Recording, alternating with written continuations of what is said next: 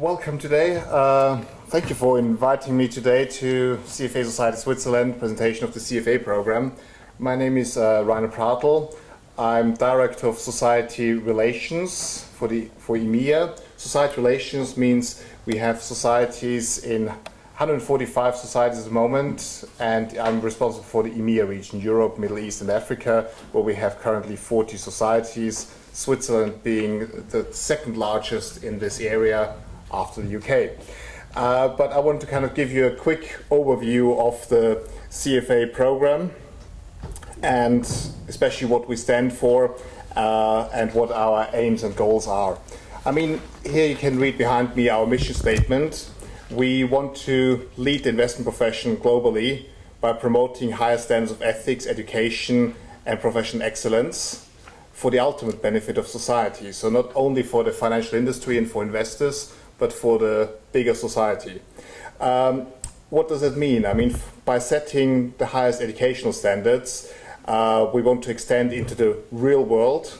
So our exams are based on practical examples that help you in your jobs to make good investment decisions that are based not only on excellent technical skills, but also on a sound ethical background and maintaining the highest professional standards.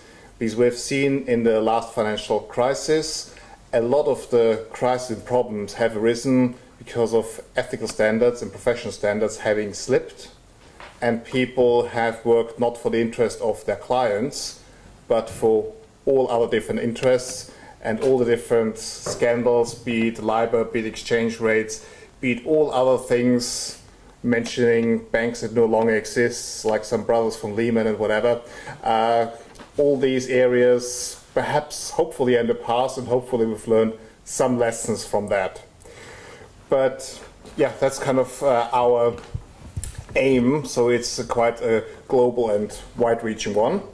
Also, we are globally recognized. I mean, you see a statement of one of our CFA charter holders. This is from a lady in France. And for instance, newspapers like the Financial Times describe the CFA charter quite often as a passport. It opens doors, it gives access to the global financial industry, to the global investment profession, and as a passport it only gives you access. It's you that needs then to kind of impress the employers with your technical knowledge and your personality, but quite often the passport of the CFA charter at least opens you the door and gives you a chance for different interviews, and this on a global scale. Whereas other programs might offer you something on either national or regional scale, the CFA gives a global access.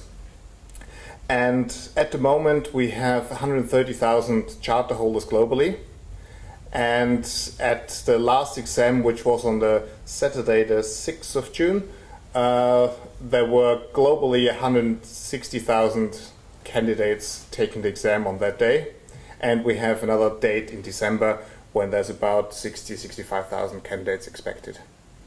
So this just gives a few big numbers on the program, and we're also working closely with universities. We have 170 partner universities globally, some of them also here in Switzerland, and also working closely with regulators to progress education programs, continuous education, but also setting of standards.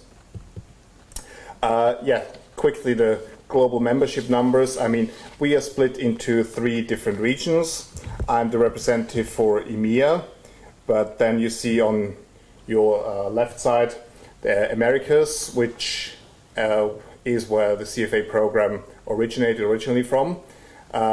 In the Americas, we still have the largest number of our 130,000 members, but the fastest growing area is APAC, Asia Pacific, and Europe, EMEA, is literally in the middle from the candidate numbers and also from the membership numbers. In the EMEA region, we have about 25,000 members and about 62,000 candidates. And yeah, so literally here you have the numbers on that detail level. And you see APAC is the fastest growing area, where our candidate numbers are, especially in China and India, almost exploding. If we have a quick look at the CFA program, I mean, it was first introduced in 1963 and has since become the most widely known investment program for investment professionals, portfolio managers, and the core financial industry. It's pretty much seen as an industry standard, or as I said, Times kind of coined the phrase a passport. The curriculum with the exam is practice-driven, so it should be as close to real-life situations as possible, but still in an exam setting, and requires dedication to kind of go through the 3 levels of exams, which I'll go into slightly more detail later on. I just want to give a quick overview. We also have other programs apart from the CFA program. We have the CIPM, which is investment performance for risk evaluation risk managers, which consists of 2 exams. And we have introduced about 2 years ago a Claritas investment certificate, which is more aimed not at the investment professionals, but people in the back office, middle office, working with investment professionals. And that's a one exam, which is an online exam literally giving an introduction, introducing the language of finance, but not all the calculations which are expected in the CFA program. So this is kind of our product portfolio. Here is kind of, again, we are represented in 150 countries. So we have societies in about 70 countries, but our candidates and members are spread across pretty much all the countries globally, and literally the ones we don't have any candidates and any members in is pretty much about a handful, depending on how many countries you count globally. And we're also well recognized by regulatory bodies, so be it financial regulators, capital market authorities, capital market standards boards, and also in the EU with the regulation MiFID and other areas we're involved in commenting on progress. Here's a quick view of what the CFA Charter would and could do for you. Again, pick your own choices out of this. This is kind of a longer list, but it is developing a comprehensive investment perspective. So with the 3 levels of the CFA, you should be able to give a comprehensive investment overview of the different instruments that are available for specific needs to put portfolios together, again, targeted towards the specific risk levels and targets for your clients. You should also gain fluency in the practical investment analysis and the management skills, because as investment manager, you also need to do some of the analysis and not only the interpretation, so it's kind of hands-on business too. And the one part where we put specific emphasis on it, and it's repeated in all 3 of our exams, is commitment to ethics and professional standards, which even once you become a charter holder, you have an annual statement which comes with your renewal of your membership. Each member has to sign that ethical statement on an annual basis. So every year you're reminded, these are the ethical standards, this is what you should adhere to, and we have the Institute is policing these on a global scale and self-reporting or reporting misconducts from other members. Yeah, the other part, which again, Celine, I guess will kind of go into more depth, is you earn the recognition of your peers, and also employers recognize the CFA program as a very good educational program and a very good foundation. You won't be the specialist if you do the CFA program. You still need to kind of then work in your specific fields, but you will have an overarching basis of all the different areas of investment analysis and portfolio asset classes to equip you for pretty much all the jobs in the investment area, investment profession. You also become part of a global community. Don't forget, networking, especially in today's world, is very valuable. We have, as I said before, societies that are organizing local events, continuous education, social gatherings, organizing conferences, which are specifically here in Switzerland. There's pension conferences and then other topics that are coming up, all for the benefit of members and the continuous education. You gain flexibility not only in your local market but also on a global scale, and yeah, for how much is thought after by the employers, Celine will go into that in more detail. We find in some countries there's some job advertisements where CFA charter holder preferred or recommended, never required. I don't know what the Geneva market says about this. And as you just see on the next chart, literally our membership and candidate numbers have grown continuously over the last 15 years. So even in the crisis years, the number of CFA charters did increase because, again, a lot of the banks and the large financial institutions saw the value of having ethically sound and professional, standard-wise trained people on making their investment decisions, and sometimes less of the trading mentality, which might have caused some of the issues in the financial crisis to start with. Let's go to the exams. I don't know how much you know about them, but there are 3 levels of exams. Each of them is 6 hours, 3 hours in the morning, 3 hours in the afternoon. Here you see one picture of the London Exam Centre, where this is, I think, 2 years old, but literally 3 weeks ago we had 9,800 people in the London Exam Centre for the 3 different levels. So it is a slightly industrial scale on exam day. And this is just one of our 240 exam centres globally, but London is one of the largest ones. So. Just giving quick scale. So it's not a personal experience, it's a quite lengthy 6-hour exam with very strict standards on what you can take along, what you can't take along, and what attempts are seen as cheating or any other not allowed activity within the exam center. The CFA equation is pretty short and only has plus signs, so we don't add, subtract, or divide by anything. The requirements for a CFA charter is you need a bachelor degree or you're in the final year of a bachelor. You need to pass your level 1, 2, and 3 exams in that order. So you need to first do level 1, then level 2, and level 3. And you need, once you've done all the 3 levels, overall 4 years of relevant work experience. And if you have achieved all these 3 ingredients, you are ready to become a CFA charter holder, which is normally done in a charter award ceremony, again organized by our local societies in a nice event. But before that, I mean, we would say the most complicated part in that equation is number 2, the level 1, 2, and 3 exams. Because they are held, level 1 is held in June and December, so twice a year, whereas level 2 and 3 is just held once a year in June. So in the shortest time frame, if you pass all the exams, you could do that literally starting in December, doing the next one in June, and then in June later, so a year and a half. But each level, it requires about 300 hours of preparation and learning. So it's not a last-minute preparation deal.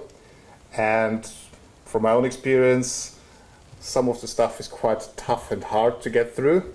So the 300 hours is a very relevant, I mean, we check it and ask our candidates year after year, and it hasn't changed much. It kind of comes in 290, 310 hours, depending on different approaches. And also then use perhaps of prep providers and additional skills on the preparation side. This is just for the materials provided by the CFA Institute. Let's go a little bit into what areas and what topics we are looking for in the 3 levels of exams. If you look at level 1, we've kind of put it into big blocks. So the big green one is pretty much investment tools. So these are quantitative methods, economics, financial reporting and analysis, and corporate finance. So this is pretty much the building block, the basic. You also see there's a dark purple block, which is kind of asset classes. So in level 1, there are a few questions about equity investment, fixed income, derivatives, and alternative instruments. And you will see the one that we labeled specifically blue, ethics. And as you see, that kind of goes through all the 3 exam levels at the same size. So we always put about 15% of the questions, of the points, are based on ethics questions. In level 1, once you've learned the basic financial tools, the focus is then on asset classes. So using these financial tools on the different asset classes, analyzing and having more comprehensive questions. Level 1 is pretty much 240 multiple choice questions, and each question is on its own, so it's not connected to any questions before or thereafter. Whereas in level 2, we still have the multiple choice questions, but then we have these sets of questions where a certain number of questions is interlinked with each other, and again, the answers are multiple choice, but you have a little bit of a scenario and being put together, testing the different areas, especially in level 2, the asset classes. And once you move into level 3, you see the biggest area there is portfolio management and wealth management, because by that time, when you go to level 3, you should be familiar with all the tools and the investment and asset classes, but this is now really kind of applying it in a portfolio management set.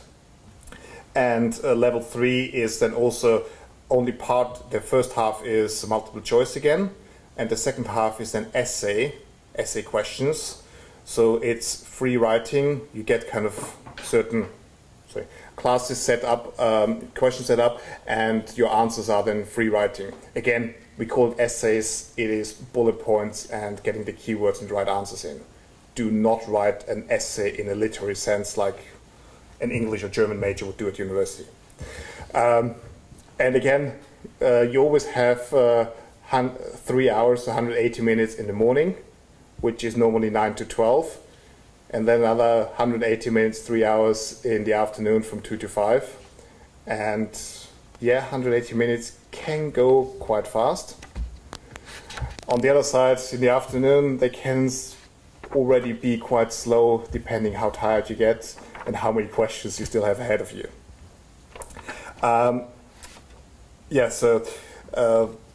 The points, if I want to go to level 1, there are 360 points you can get for the questions, and there are 240 questions. So each question should take about 1.5 minutes.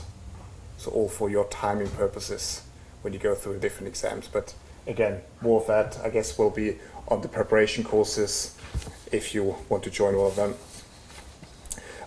Quickly kind of going into, what does the CFA program cost? Because again, this is an important part of it. I've talked about the different levels and the different formats.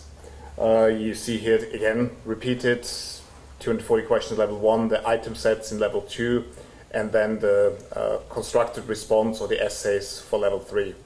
So this kind of gives quick overview. And the next slide, sorry, I was one ahead of myself because I see the 2 screens on here. This is then the cost of the program. This is for level 1, this is for the December exam, yeah? Excuse me, do we have this information with the materials that we already got here? You should have some of the information. It's not kind of the same as in the presentation. Is there any specific? Just for this table, because it's very useful for me then to come back when I want to just... We will share the slides. We'll share the slides afterwards, yeah. Excellent, thank you. Yeah, so if this is a specific one with the how many questions, how much time and in which level, I don't know if level 1 or level 2. I'm presenting it now for all 3 levels. I assume some of you are level 1, perhaps some level 2 participants. Quickly on the cost side, I mean, you see the overall cost of the program enrollment cost is just for the first time a registration fee and then for different levels, is rather small compared to other educational programs. So if you compare that to the cost of a Master in Finance or an MBA program, you find this is rather moderate. But it's not for free, and one thing is we teach the value of money. So the earlier you register, the cheaper the fees are. And we also realize the earlier you register, the better prepared you are because you think ahead of it. Because if you enroll into the December exam by March already, so pretty much 9 months, 8.5 months before, you are well organized, a forward-looking person, and you make plans and you stick to them, hopefully. So all 3 criteria, which on the professional standard are quite good criteria. Whereas if, whatever reason, last-minute decisions, the prices as you see do go up, almost doubling if you just register by 16th of September, just 3 months before the exam itself. Can we invest with CFA Institute at this discount rate that you're applying there? Pardon? Can we invest with CFA Institute at this discount rate? Well, I guess you come now back to especially the negative interest rate structure in Switzerland. And no, it's not an investment. So it's a not-for-profit organization, CFA Institute. So there are no shares available. The only membership you can get is becoming a CFA charter holder. And then you carry some of the value in your person and with your exam. But no, we have not issued, and you can't invest at any of these return rates on this. Sorry, Chris, not in your. Can't put that into your portfolio. Yeah, this just for the June exam. Also here the dates, if you're interested for the June, when the early registration dates are starting. So that's in September for the June exam, February the second timeline, and then literally about 3 months before in March. You need to register if you want to do the exam in June 2016. The previous one was for December this year, and this is now June next year. So just kind of all this information is in your handouts, and as I say, we share the presentation afterwards. Yeah, just kind of again what people say about the usefulness of the CFA designation. I just kind of want to refer to Theo Schmidt from Australia. So again, the CFA Charter is recognized around the globe, upside down. But also then the question is, what can you do with the CFA Charter and where are the employment opportunities? This is looking at a global level, so it might be different here in the Swiss and the Geneva market, but this is based on our global membership. So about a quarter of our members are portfolio managers, so they work directly in the investment industry making investment decisions. Then about 15–18% of our members are research analysts. Then we have about 7% who are now chief executives of different organizations of different sizes. So they might have started out as portfolio managers and now they are CEOs. Then you have the financial advisors, the relationship managers, corporate financial analysts, and especially at the bottom you see there's a wide range of others, because a lot of our members work in industry. So they work for BASF, oil companies, pharmaceuticals, all different areas, and they're not kind of in the investment industry per se, but quite often they work in the treasury and the corporate finance department of these larger organizations, but they quite often come in as others. So this is why there's a wide range. Again, the CFA Charter does not bind you purely to the portfolio manager and the pure investment industry, despite the fact we're making every effort to define an investment profession. But it gives you access to a wide range, normally still linked to the financial industry. Yeah, it's again kind of one statement from our charter holders that where especially employers take a lot of effort into is the competency. It's not only technical skills can be quite often learned in different courses too and on the job, but it's the competency of acting with integrity and again ethics and professional standards. So that's our repeating theme. You will see that in all your preparation for exams too, and we put a very strong focus on this. Here's a different view of where our members work for, which kind of institutions and industries. Again, slight, not majority, but just 30% are banks and credit unions. But then it goes pretty much across the whole of the financial industry. Investment firms, consulting firms, mutual funds, investment funds. So again, a wide range of, and you see at the bottom about 3% work for government and for regulators. So looking into that area too, because governments and regulators also need experts to understand the financial industry and make the most efficient and least burdensome administrative regulations, or some of them at least try to. Others always say regulators always put on administration, but as we've seen from the crisis, without regulators, it doesn't work. Good regulation, good industry needs a good regulation. Let me quickly touch on what we kind of put together from learning from the crisis, which is future finance. So as we've seen in the financial crisis, the ethical standards and the trust in industry crashed. I mean, we've done some surveys where literally our members and non-members said the trust in the financial industry has crashed down. It was at the level of media and just above politicians. And we kind of, from the Institute, we saw that as a message. We want to build trust in the industry again, and we've created Future Finance, our program, and we had 6 primary themes, which is financial knowledge, putting investors first and investor rights, retirement security, because in more and more countries, retirement and the pension system either cause some concern or people are not saving enough, or how do you build up over long-term retirement portfolio. Safeguarding the system, which again looks at systemic risks, regulation and enforcement, and of course transparency and fairness, all areas which weren't the strongest before the crisis. And we as the Institute, CFA Institute, together with our societies, are working to improve in these areas and also to build trust in the general public for the financial industry again. Yeah, if we just look quickly within the Institute, we have the organizational pillars, which is ethical champion. We are a global community of investment professionals. We are focused on industry knowledge to be a respected source of knowledge for education within our exams, and then afterwards for continuous education throughout events, our society network, online training, and peers and other colleagues. We're looking at professional excellence, and our ultimate game is we want to do that for the greater good of society, not just the financial industry. And we've put together different initiatives on that. So it's building trust in the industry, the integrity list, etc., etc.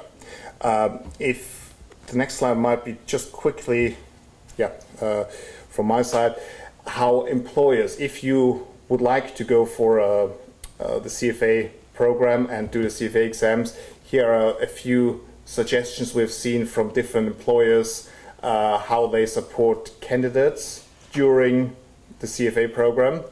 And on that part, quickly, some of it is organizational support, that literally around the exam time, your employer understands you are quite busy with exam preparation so that the workload gets adjusted, adapted.